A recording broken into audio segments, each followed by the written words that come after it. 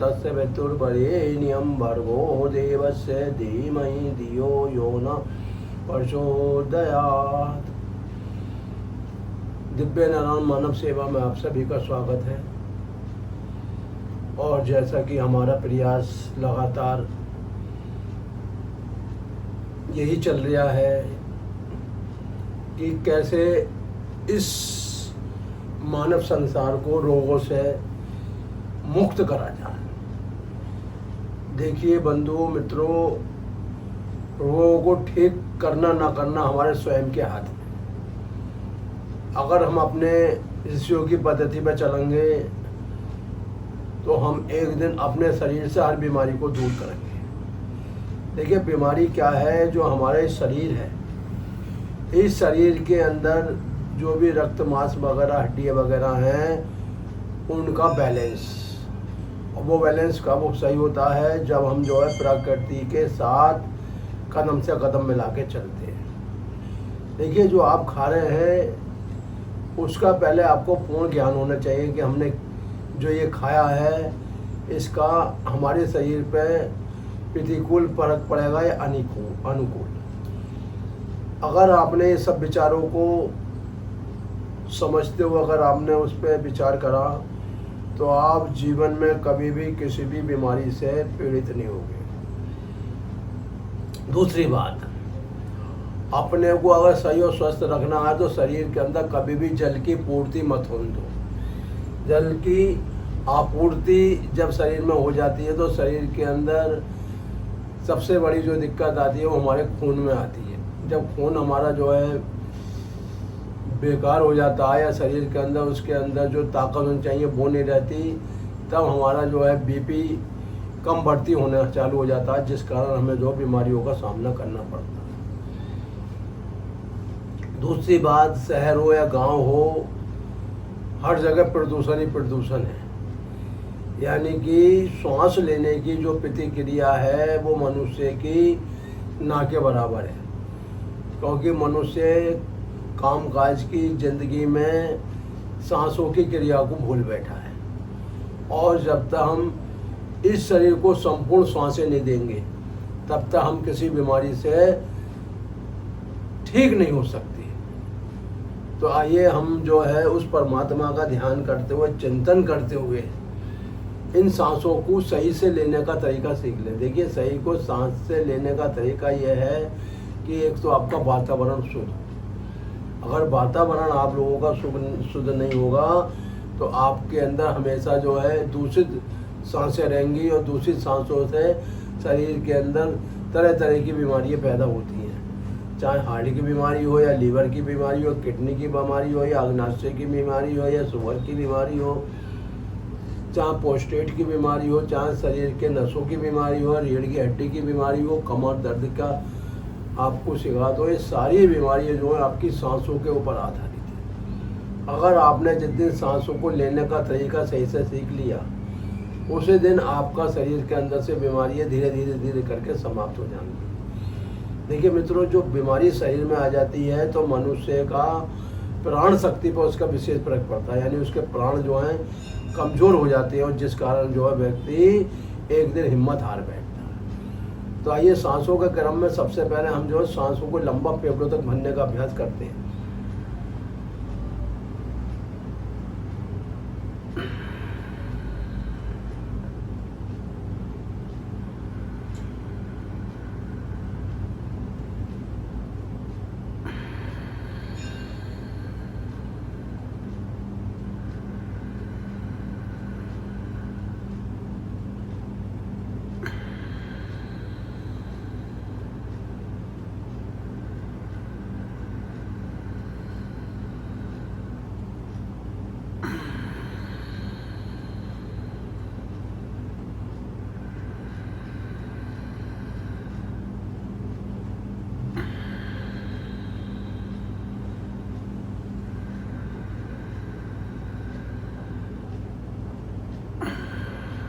देखिए जो लंबी सांसें मनुष्य लेता है, लंबी सांसें लेने से क्या होता है, जो हमारे फेफड़े हैं वो पूर्ण रूप से कार्य करने लगते हैं। यानी फेफड़ों का काम क्या है? शरीर को संपूर्ण अंग के अंदर ऑक्सीजन देना। जब शरीर के अंदर ऑक्सीजन संपूर्ण मात्रा में पहुंचती है तो शरीर के अंदर जितने भी आपके अवयव पड़े हुए, अंग पड़े हुए, वो पूर्ण रूप से स्वस्थ रहते हैं। इसे करने का तरीका यही है कि आपका मुख बंद और नासिका के द्वारा, दोनों नासिका के द्वारा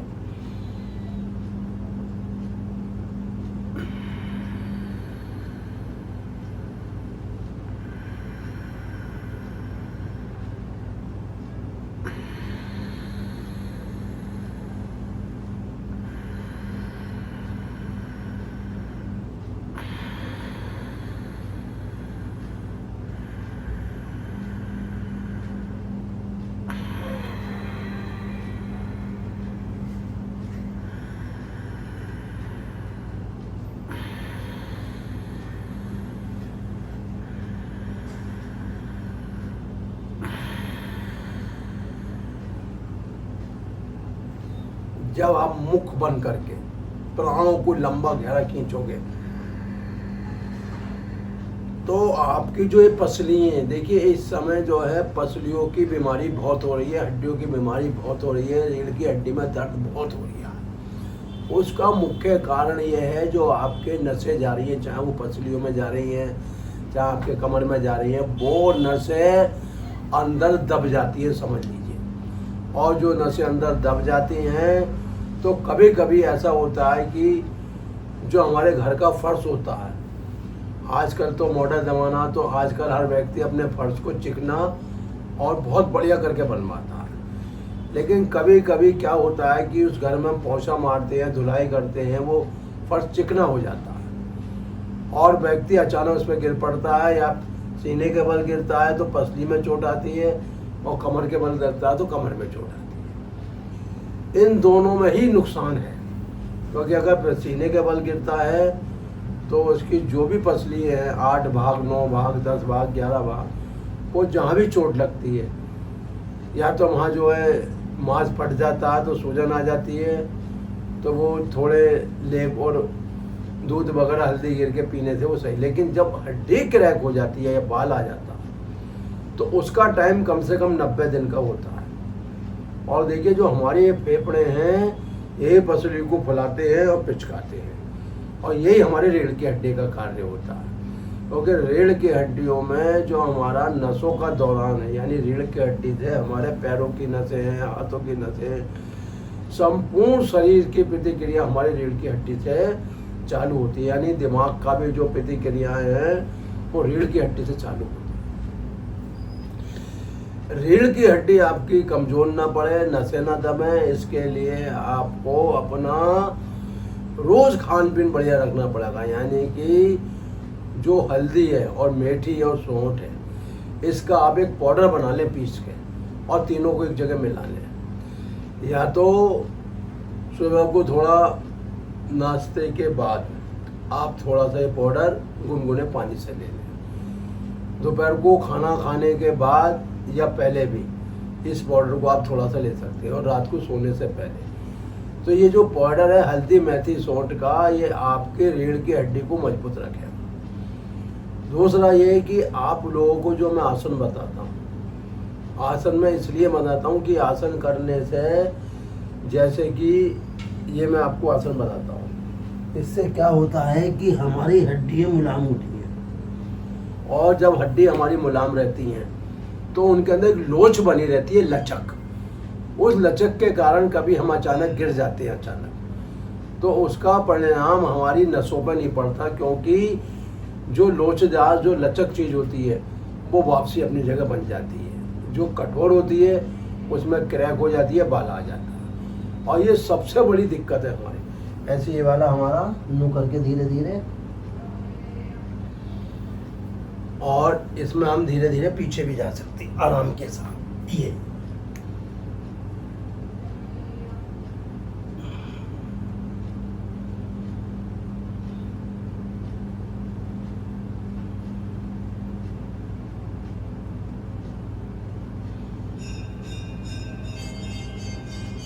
देखिए बंधुओं मित्रों, हमें जो ईश्वर ने ये शरीर दिया है, इसमें 9 द्वार हैं, यानी कि आँख के 2 द्वार, कान के 2 द्वार और नाक के 2 द्वार, अब मुंह का द्वार, यानी कि ऊपर के आपके 7 द्वार बने। इसी प्रकार 2 द्वार नीचे दिए, यानी कि मल द्वार और मूत्र द्वार। इन द्वारों से हम श्वसन क्रिया लेते हैं, समझ लीजिए आप। नासिका से भी सांस लेते हैं, आंखों से भी हम जो है हमारे जो फोकस पड़ता है, हम जो रेटिना बनते हैं, जो हमारी अक्ष बनता है, वो भी जब बनता है जब हमारे प्राण शुद्ध रूप से शरीर के अंदर प्रवेश करें। वही कानों का हिसाब है, कानों में अगर मैल बन गया, गांठ बन गई, तो कान के पर्दे अंदर अंदर गल जाते हैं। उसी प्रकार मलमूत्र का हिसाब है। अगर मल द्वार में गैसें बनी और आंतों में फंस गई, तो आपकी उन आंतों के अंदर इतना इन्फेक्शन हो जाता है कि कभी कभी आम बन जाता है।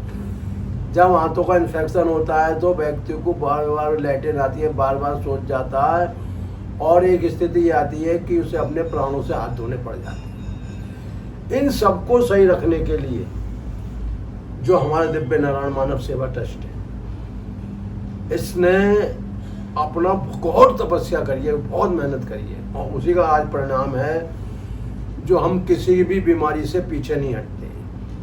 चाहे वो रीढ़ की हड्डी की बीमारी हो, नसों की बीमारी हो, पेट की बीमारी हो, लीवर की बीमारी हो, कोई भी ऐसी बीमारी नहीं है जो दिव्य नारायण मानव सेवा ट्रस्ट के द्वारा सही ना करी जाती हो। इसका मेन कारण यही है कि हमने अपने यहाँ बड़े बड़े बुद्धिमान वैद्यों को रखा हो। देखिए, वैद्य जो हैं, जो बुद्धिजीवी वैद्य होते हैं, वो आप समझ लीजिए उन्हें ऐसी ऐसी दवाइयों के बारे में पता होता है जिसके बारे में हमने कभी देखा भी नहीं होगा।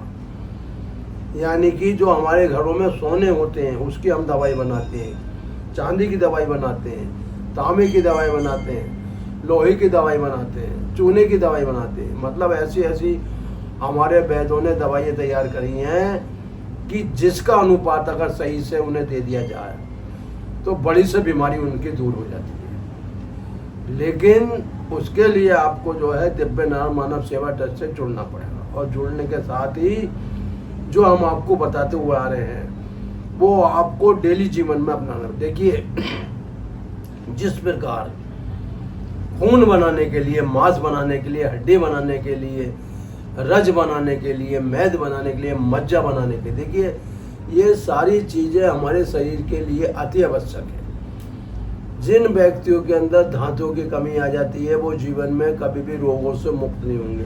देखिए, रोगों से कौन हमारी रक्षा करता है? हमारे धातु, यानी हमारा रक्त भी शुद्ध होना चाहिए, हमारे अंदर जो है जो हड्डी हैं वो भी मजबूत बलवान होनी चाहिए, हमारा रज भी मजबूत होना चाहिए, हमारे वीर्य पतन नहीं होना चाहिए। देखिए, जिन लोगों का बार बार वीर्य पतन होता है उनकी हड्डी कमज़ोर हो जाती है। आप वीर्य रक्षा के लिए सबसे बढ़िया आप तुलसी के बीज ले सकते हैं, दूध के साथ ले सकते हैं, पानी के साथ ले सकते हैं, आंवले का चूर्ण ले सकते हैं, हल्दी मिला के ले सकते हैं, सादे पानी से ले सकते हैं।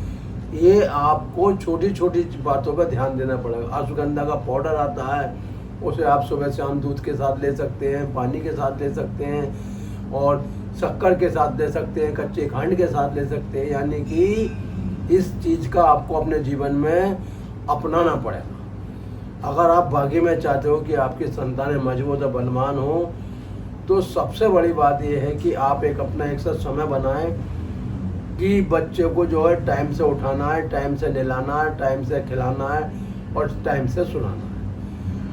अगर बाकी में आप चाहते हो कि भारत दोबारा से विश्व गुरु के पद पे आवे और सनातन का जो है झंडा लहरे, तो इसके लिए आपको निरंतर प्रयास करना पड़ेगा। यानी कि बच्चे के साथ माता पिता को भी उसका विशेष ध्यान रखना पड़ेगा। पहले के समय में जो माता पिता होते थे अपने संतान के लिए इतना करते थे कि उन्हें ब्रह्मचर्य का पूर्ण पालन कराते थे। यानी कि आज की तरह नहीं कि बच्चे के हाथों मोबाइल दे दिया, बच्चे के हाथों में गाड़ियाँ दे दी और उन्हें परवाह नहीं कि हमारा बच्चा कहाँ जा रहा है, क्या कर रहा है। इसी के कारण जो है आज हमारी युवा पीढ़ी जो है कमज़ोर होती जा रही है, और जिस कारण जो है बीमारियों का बोलबाला होता जा रहा है। नहीं तो इस संसार में कोई ऐसी बीमारी नहीं है जो आपके वात और कफ और पित्त को ठीक ना करे। तो आइए दूसरा प्राणायाम शुरू करते हैं, कपाल भारती। कपाल भारती का मतलब होता है कि सांसों को बाहर छोड़ना और पेट अंदर खींचना। तो आइए ये भी जो है थोड़ा सा कर लेंगे।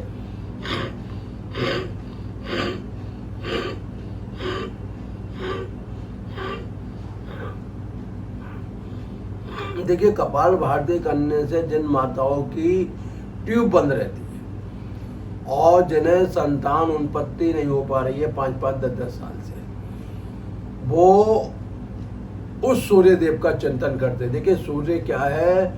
सूर्य वो अग्नि है जो हमारे गर्भाशय में पहुंच के हमें संतान का सुख देती है। और सूर्य का जब हमें कृपा चाहिए तो आप निरंतर ब्रह्म काल में उठ जाइए। समझ लीजिए, आप अगर सूरज 6 बजे निकल रहा है तो आप जो है 4:30 बजे उठ जाइए। तपस्या करिए, मेहनत करिए, आपको एक दिन सफलता मिलेगी। तो ये जो गर्भ के रोग हैं वो कपाल भारती करने से दूर होते हैं। बस शर्त ये है कि आपको रोज मन लगा के सुबह शाम करना है, यानी श्वास से बाहर, पेट अंदर।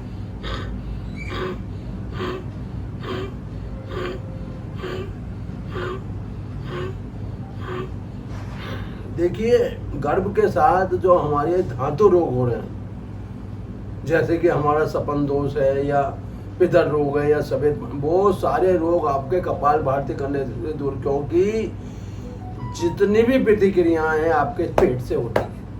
इसलिए आप पेट के लिए कपाल भारती रोज 10 मिनट करिए। एक बार फिर देखिए।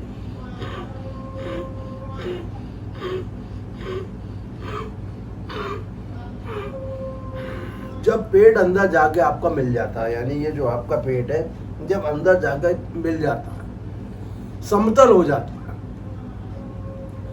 तो आपके अंदर जो भी बीमारी है वो अपने आप छुमंतर हो जाती है। क्योंकि जिस व्यक्ति का गुर्दे सही रहेंगे, लीवर सही रहेगा, आंतें सही रहेंगी, उस व्यक्ति को आगे बढ़ने से कोई नहीं रोक सकता। देखिए, सूरज को बादल ज़्यादा देर नहीं रोक सकते। क्यों नहीं रोक सकते? क्योंकि सूरज की अग्नि के आगे बादल अपने आप से छट जाते हैं। उसी प्रकार बीमारियों को ज़्यादा देर तक हमारे शरीर में नहीं रुक सकती। शर्त यह है कि हमें अपने जो है उस द्वारा से संस्कृति की तरफ आना पड़ेगा जिस संस्कृति के लिए हमारे पूर्वजों ने बहुत बड़े बड़े बलिदान दिए। और इसी के साथ कपाल भारती के पश्चात हम करेंगे बाह्य बंद। बाह्य बंद में क्या है कि श्वासों को बाहर निकाल देंगे।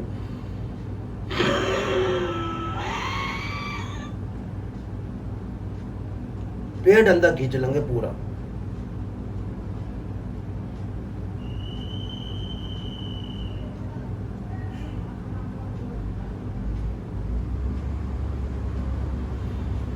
देखिए मित्रों, जो आपका सुख और दुख है वो आपकी सांसों पे आधारित है। जिस दिन आपने इन सांसों से दोस्ती कर ली, उस दिन जीवन से सुख और दुख नाम की चीज़ ही हट जाएगी। यानी कि आप उस चेतन आनंद में पहुंच जाओगे जिसके लिए आपका जन्म हुआ है। इसके पश्चात देखिए, ये ईश्वर ने जो हमें नाड़ियाँ दी हैं, चंद्र सूर्य नाड़ी, ये इसीलिए दी हैं कि हमारे जीवन में कभी बीमारी ना आए। और बीमारी सही करने के लिए सबसे बढ़िया ये है कि हम अनुलोम विलोम प्राणायाम। देखिए, अनुलोम विलोम करने से आपके एक ऐसी स्थिति आएगी कि आपके अंदर के चक्र स्वयं जागृत हो जाएंगे। लेकिन आपको रोज करना पड़ेगा। तो बाएं से लेंगे, दाएं निकाल देंगे, फिर दाएं से आपसे बाएं छोड़ देंगे।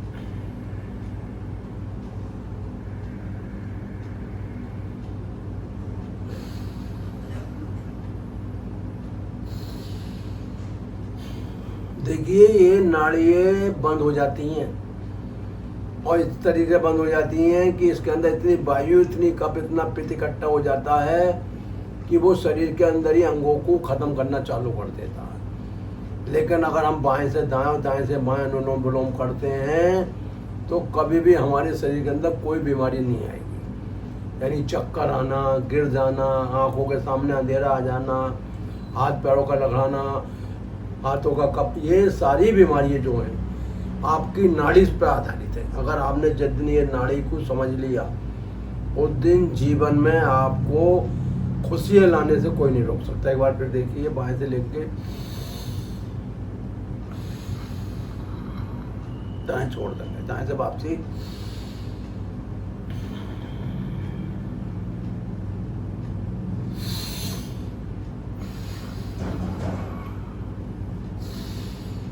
जिस व्यक्ति की कमर और गर्दन सीधी रहेगी, समझ लिए ऐसा व्यक्ति त्रिलोकी में आदरणीय होता है, पूजनीय होता है, और उनके प्रवचन सुनने से ही व्यक्ति की बीमारी अपने आप खत्म हो जाती है। देखिए, हमारी जो बीमारी है वो प्राण शक्ति पे आधारित है। जब हमारे प्राण जो जागृत हो जाते हैं, यानी कि हमारा अपान क्षेत्र जाग गया तो प्राण अपने आप जाग गया, प्राण जाग गया तो उदान, उदान जागे बयान, बयान जागे समन। जब हमारे पांचों प्राण शरीर में जाग जाते हैं तो हमारे शरीर के अंदर खाया पिया लगना चालू हो जाता है, यानी जो हमारा अन्य क्षेत्र है वो संपूर्ण नस नाड़ियों को स्वस्थ कर देता है। शब्द यही है कि बाएं से लेंगे, दाएं छोड़ देंगे, दाएं से वापसी, बाएं छोड़ देंगे। दूसरी बात, ये जो हमारा सिर है ये ब्रह्मा कहलाता है, यानी कि ब्राह्मण जो होता है वो ज्ञान का प्रतीक होता है, और ज्ञान जो सोया हुआ होता है इस मस्तिष्क के अंदर सोया हुआ होता है। इस ज्ञान को जगाने के लिए हमें जो है रोज 10 बार ब्राह्मणी प्राणायाम, यानी कि नासिका से लंबी सांस लेंगे,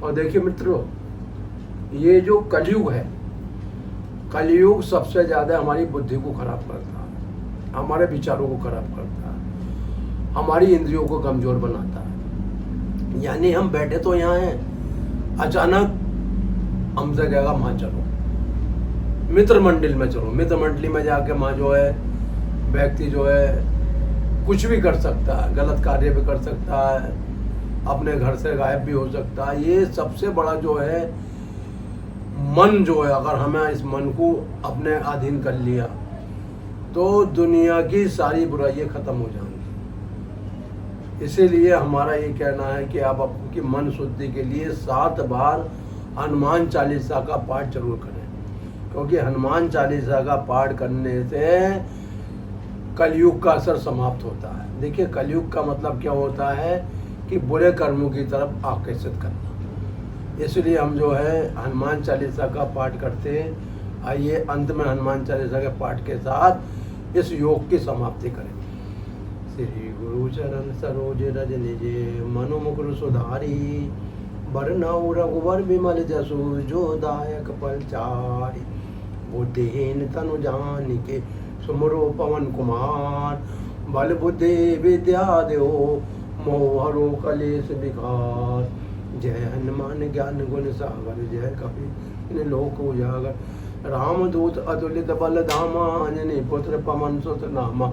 महावीर विक्रम बजरंगी, कुमति निवार सुमति के संगी। कंचन बरन विराज सुबेसा, कानन कुंडल कुंचित केसा। हाथ बरजो ध्वजा विराजे, काने मूंज जानु साजे।